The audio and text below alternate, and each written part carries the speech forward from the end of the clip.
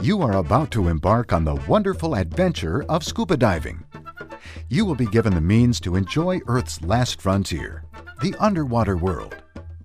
Before you begin your adventure, there are risks you must be aware of and understand.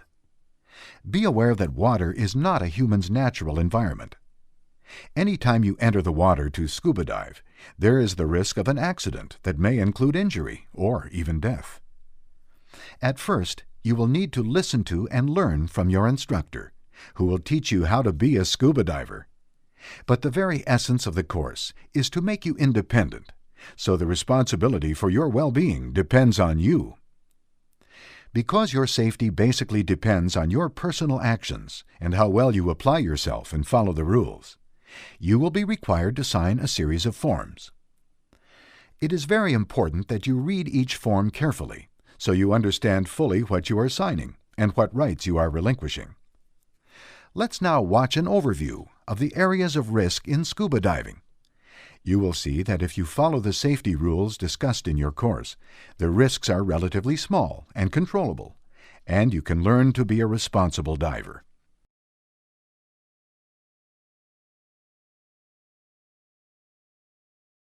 Anyone who is interested in diving, has good physical and mental health, and is comfortable in the water, can learn to scuba dive. Good physical and mental fitness means good general health. You do not need to be a super athlete, but you do need to be reasonably fit, as scuba diving puts stress on both your body and your mind. There are some pre-existing medical contraindications that might disqualify you from scuba diving. To help you review this aspect of fitness, your instructor will provide you with a medical history form. Please complete it honestly. We do care about your well-being. Areas of particular concern are the circulatory and respiratory systems, air spaces, and any condition that might cause a person to pass out or lose consciousness. If there is any concern about your medical condition, you will be asked to have a medical exam by a licensed medical practitioner before participation in open water scuba activities. Substance abuse of any kind, be it alcohol, drugs, or smoking, has no place in scuba diving.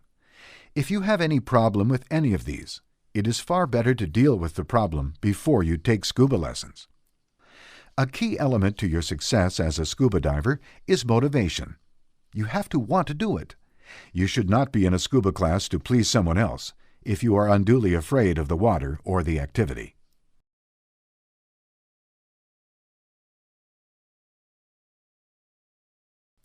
With good physical and mental fitness, you are now ready to proceed to the water aspects of scuba diving. To be a scuba diver, you need to be comfortable in the water and able to swim, but you do not need to be a great swimmer. You will be learning a whole new aquatic activity called scuba skills. There will always be some risk to scuba diving, but by being knowledgeable of that risk, you can reduce it.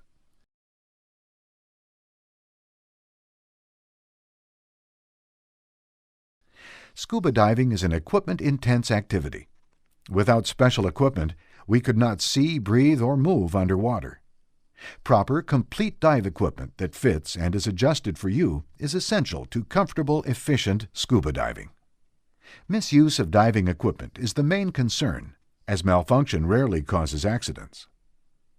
Manufacturers supply warning labels about proper use and care of equipment and the importance of proper training to prevent misuse.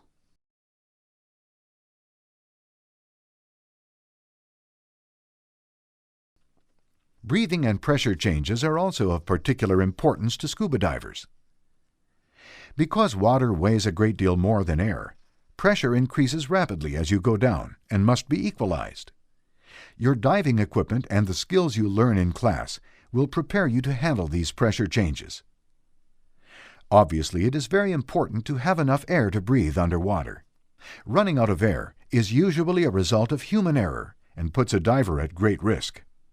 Because the air you breathe is compressed and the pressure changes quickly as you go down and up, you will learn to breathe all the time and to equalize pressure in your body's air spaces, which includes the ears and sinuses. Failure to equalize with the pressure underwater may cause damage to your ears or sinuses. If you were to hold your breath and ascend, you could suffer an overexpansion injury, This is a serious injury. Remember, scuba diving does present a risk. However, by knowing what to do, you can reduce that risk.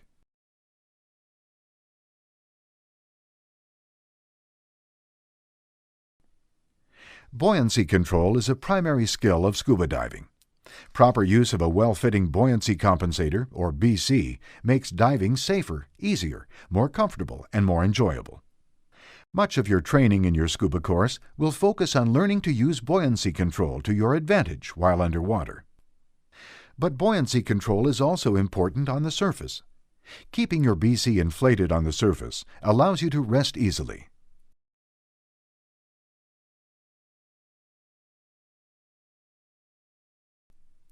Communicating with and maintaining contact with both your instructor and dive buddy adds to the enjoyment and safety of diving. This includes following instructions and the safe rules of diving, while keeping your instructor informed of your special needs and concerns. An equally important responsibility as a diver is to not leave your dive buddy during any diving activity.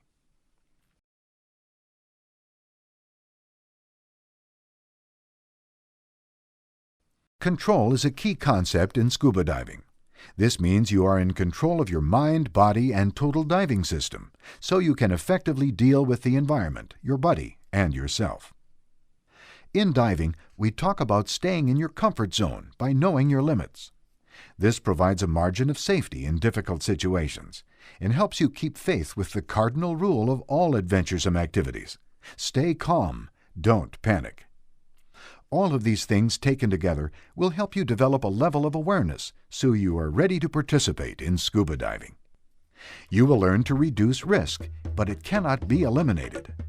Ultimately, you will be responsible for your own well-being and enjoyment of diving.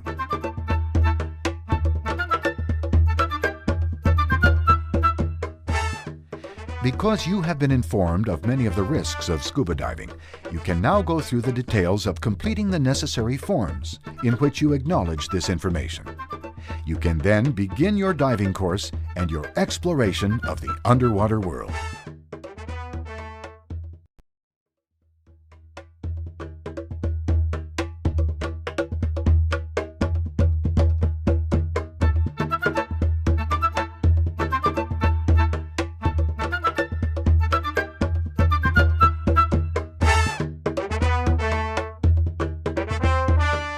You have completed the first phase of your training and are now ready to continue. Before you expand your open water training, we need to once again review some of the risks as they apply to scuba diving in the open water. Anytime you enter the water to dive, there is the risk of an accident that may include injury or even death. This risk requires that you be very conscious of your responsibility to follow instructions and remain in close contact with your instructor during supervised activities. However, your safety is ultimately your responsibility, and your goal is to perform without depending on your instructor. Since the nature of some open water skills requires the instructor to give direct attention to one student at a time, there will be moments when you're out of the instructor's vision. As always, it is your responsibility to maintain contact at all times. Also, the instructor can only judge you by your performance. It is your responsibility to say how you feel. Let the instructor know if you're cold, sick, overheated, or tired. You should not participate if you don't feel well, and you should never say you're satisfied with your performance if you aren't. This video will show areas of risk in the open water, so you have a clear understanding of your responsibilities prior to signing the required forms.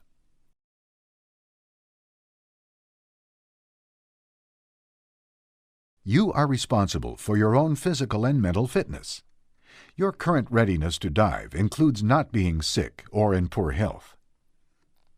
The use of any substance that may impair your performance as a diver is contrary to safe diving. It is natural to feel somewhat excited, even stressed, prior to open water diving. But remember, you have been trained to deal with the risks. Follow the rules and dive within your limits, and you will have a wonderful adventure.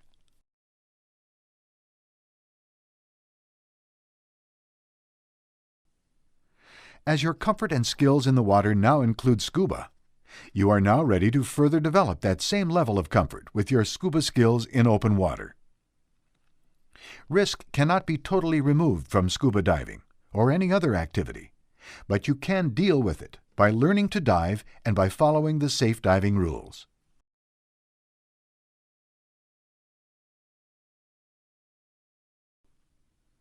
Scuba diving is a blend of the person, the skills, and the equipment. You need a proper, complete total diving system that fits and is adjusted for you. Purchasing a total diving system that is best for you will improve your safety and enjoyment of diving. One last but important part of diving is learning to take proper care of your total diving system after every dive to prevent the risk of injury from equipment problems or failure.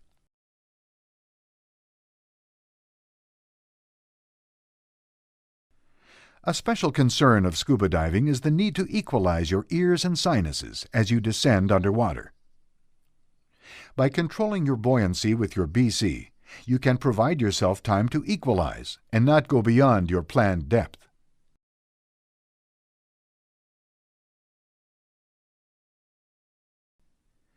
Breathing with scuba is best done in a slow, deep, relaxed manner. Breathe continuously and do not hold your breath.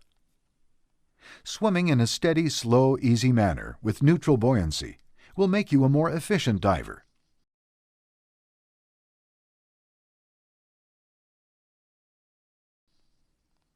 Another major concern of scuba diving is the possibility of having an overexpansion injury while ascending.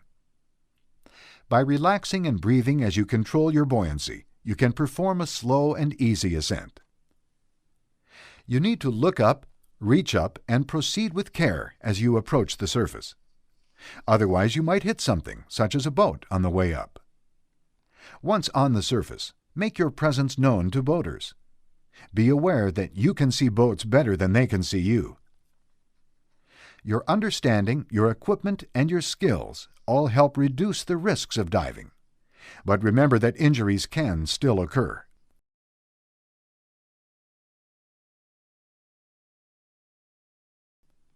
One concern about temperature is that you might overheat on the surface while you are putting on your dive gear. The other concern is that you may become excessively cold while underwater. Water takes away body heat 25 times faster than air. Therefore, divers need to wear the correct protective suit for the water temperature.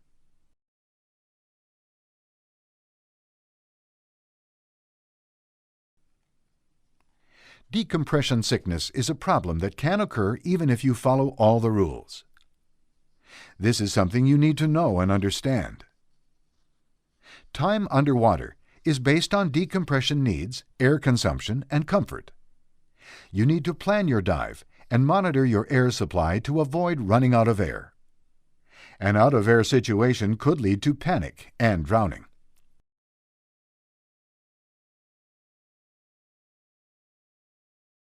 Extra care must be used as you enter or exit the water, so as not to hurt yourself or others.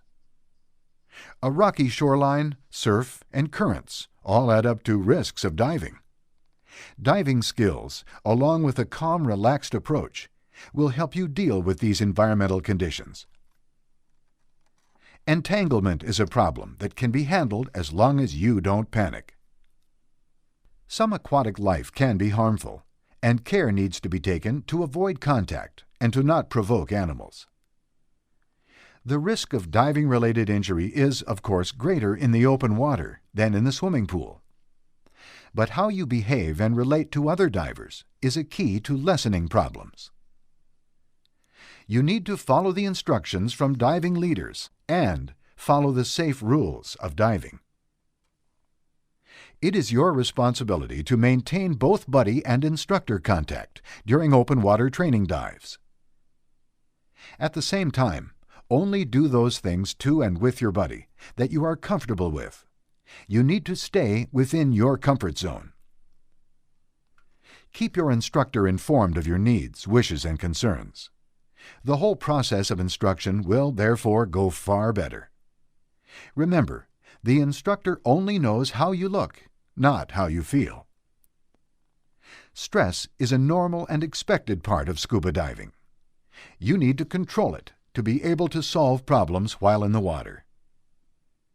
By developing a higher level of awareness of yourself, your buddy, your skills, your total diving system, and the environment, you will be a better and safer diver.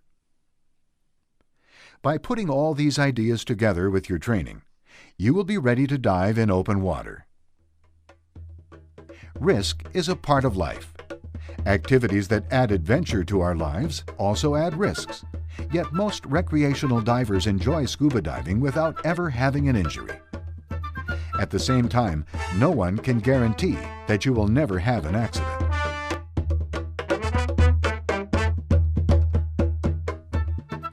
Scuba diving is an extremely interesting and enjoyable recreational activity.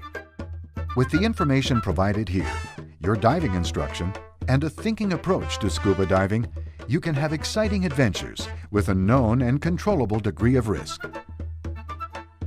Now that you have been informed of the risks of scuba diving, you can go through the details of completing the necessary forms in which you acknowledge this information so that you can proceed with your diving activities.